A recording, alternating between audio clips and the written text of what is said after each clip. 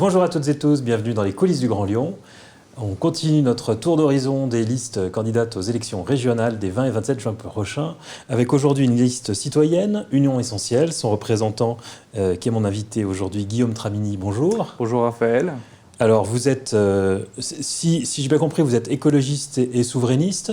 J'ai suivi votre compte Twitter, vous retweetez beaucoup à la fois Florian Philippot et Éric Raoult. Alors en fait, on est à l'origine, effectivement, moi je suis plus du souverainisme, mais là on est sur Union Essentielle, donc qui est vraiment une liste qui veut le retour aux sources, donc le retour du pouvoir au peuple. Donc il y a cette dimension peut-être un peu souverainiste, mais c'est surtout une liste citoyenne qui s'est constituée sur la crise sanitaire.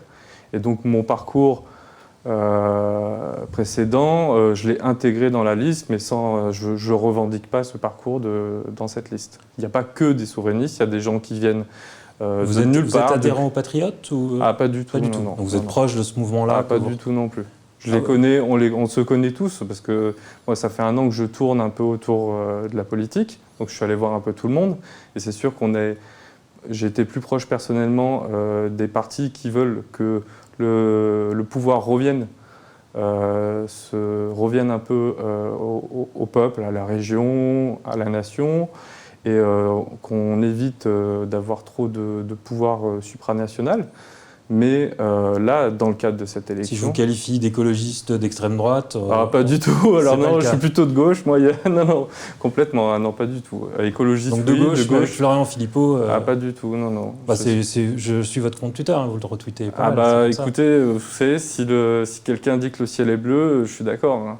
Et sur cette crise sanitaire, faut dire qu'il y a eu qui en opposition. Donc il y a eu effectivement, malheureusement, que Florian Philippot. Il y a eu, heureusement qu'on a eu Didier Raoult qui nous a un peu sauvés en termes au niveau des scientifiques. Mais moi, j'aurais adoré retweeter plein d'autres personnes dans l'opposition qui nous auraient un peu sauvegardé nos libertés. D'accord. Alors, puisque vous parlez de Didier Raoult, effectivement, vous êtes assez engagé dans les mouvements pour la liberté des médecins de prescrire de la chloroquine. Ouais. En fait, je suis arrivé dans cette liste parce que j'ai commencé par interviewer des médecins qui soignaient à l'azithromycine, donc en traitement précoce, et qui n'arrivaient pas à se faire entendre et qui étaient embêtés par le Conseil de l'Ordre.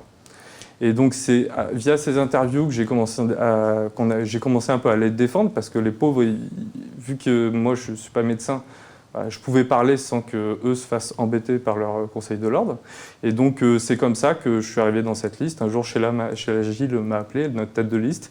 Elle m'a dit on crée une force pour s'opposer aux mesures qu'on trouve, nous, liberticides. Et donc voilà, j'ai rejoint le mouvement, mais on se connaît depuis un mois. Dans votre projet, je vois qu'il y a la création de 3 IHU, donc sur le modèle de votre mentor Didier Raoult. Vous avez conscience que c'est pas du tout créer un institut hospitalier, c'est pas du tout la compétence régionale. C'est pas mon mentor Didier Raoult. On essaie de suivre les recommandations du Sénat, après les études du Sénat qui ont conseillé de créer des IHU dans toute la France. Et l'idée, c'est de dire qu'on appuiera financièrement toutes ces initiatives. Voilà. Donc ça, c'est un idéal, et nous, on va tout faire pour que ça se réalise. On veut faire des pressions politiques, même au niveau national, mais je pense que c'est quelque chose qui va se faire. Dans votre projet, j'avais compris que vous créiez les 3 centres, que vous les financeriez avec l'argent de la région. On va essayer, oui, c'est le but. Y compris les salaires des médecins, y compris... Non, pas du tout, pas les salaires des médecins. Donc vous serez pour, mais vous demanderez à l'État de les financer. De toute façon, on ne peut pas tout financer tout seul, mais vous savez, un hôpital, il y a tout le monde qui finance. Il y a la région, il y a aussi des fois la municipalité. Enfin, je veux dire, dans le conseil d'administration d'un hôpital, il y a tout le monde, il faut que tout le monde soit d'accord.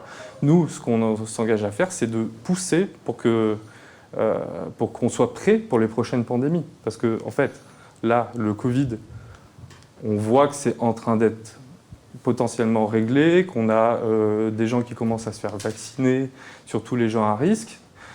Mais ce qu'il faut se dire, c'est que ce qu'on a vécu là, ça va revenir dans les 5 prochaines années, dans les 10 prochaines années, on ne sait pas, mais ça va revenir.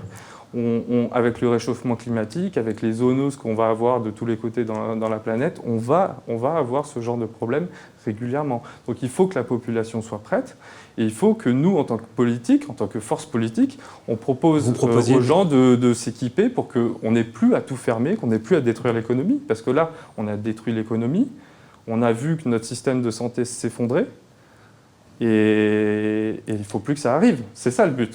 Alors vous le dites en termes très posés à la télé. Moi, quand je lis votre texte fondateur, vous y allez avec moins de réserve. Vous parlez d'un totalitarisme sanitaire, dictature sanitaire. Vous comparez les enseignants à des bourreaux. Quand on regarde un peu les sites internet, vous dites que les responsables politiques, les responsables politiques les responsables de ces politiques sanitaires, vous les comparez aux criminels nazis. Ah, pas du tout. Vous les appelez ennemis de l'intérieur.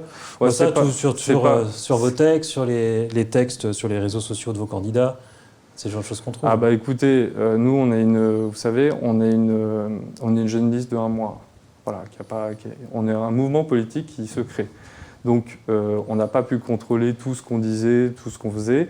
Là, le texte que vous avez, je sais pas. Là, ce que je disais au départ, ça met du texte de chez l'Agile pour créer la liste. Donc quand on parle de totalitarisme, ça n'existe pas. Après, vous savez, c'est le texte à l'origine de la création. Oui, complètement. Mais on essaie de, comment dire, d'avoir maintenant des choses, de dire des choses plus posément aussi, pour qu'on soit représenté au niveau politique. Et surtout, après, il y a l'émotion, parce qu'on a subi cette crise. Et on a, nous, dans notre liste, des gens qui ont tout perdu.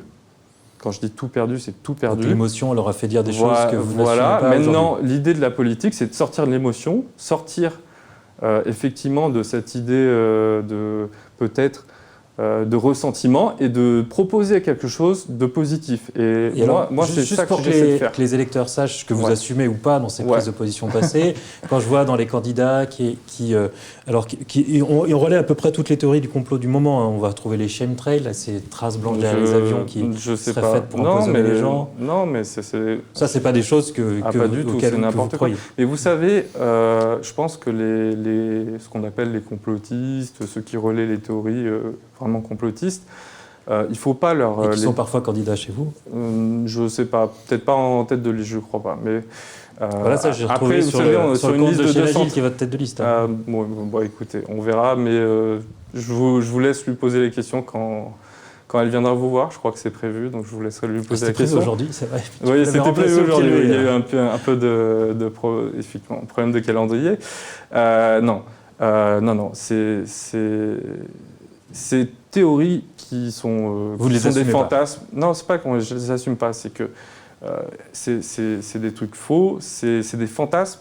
Mais ce qu'il faut bien comprendre, c'est que quand les gens sont désespérés et voient leur monde s'effondrer, il ne faut pas les traiter de crétins parce qu'ils s'accrochent à n'importe quoi. L'idée, c'est d'arriver... parce qu'en fait, ça veut dire quoi ces théories? Ça veut dire que les gens, ils préfèrent croire qu'il y a une espèce de main invisible, il y a un complot mondial pour détruire ce qui leur arrive autour d'eux, plutôt que se dire en fait leur politique, leurs dirigeants ne sont pas assez compétents, ils ont mal géré les choses. Et en fait, c'est parce qu'on a mal géré cette crise et que ça fait quand même des années qu'on voit qu'on a un système français qui est en train de s'effondrer, que les gens sont de plus en plus complotistes. Et si on leur tape dessus en disant « c'est des imbéciles, regardez », en se moquant d'eux, déjà, ils ne reviendront jamais vers la politique. Mais ça peut ils vont bien les informer que ce sont des théories du complot et qu'elles sont fausses. Mais bien sûr. Parce que ce qu'on ne voit pas forcément sur vos sites. Mais on le fait aujourd'hui. Vous savez, c'est compliqué en fait. Et c'est aussi pour ça que je suis content de passer dans les médias, parce que pendant 1 an, on n'a pas pu avoir de débat scientifique autour de la crise, autour des mesures sanitaires, autour de l'utilité ou pas. Je vous laisse conclure, parce qu'on arrive à la fin de l'émission. D'accord, Mais voilà, pendant 1 an, on n'a pas pu avoir de débat scientifique. Et malheureusement, quand on n'a pas de débat scientifique, c'est ça qui va créer les théories du complot, parce que les gens ils n'ont pas d'avis différents.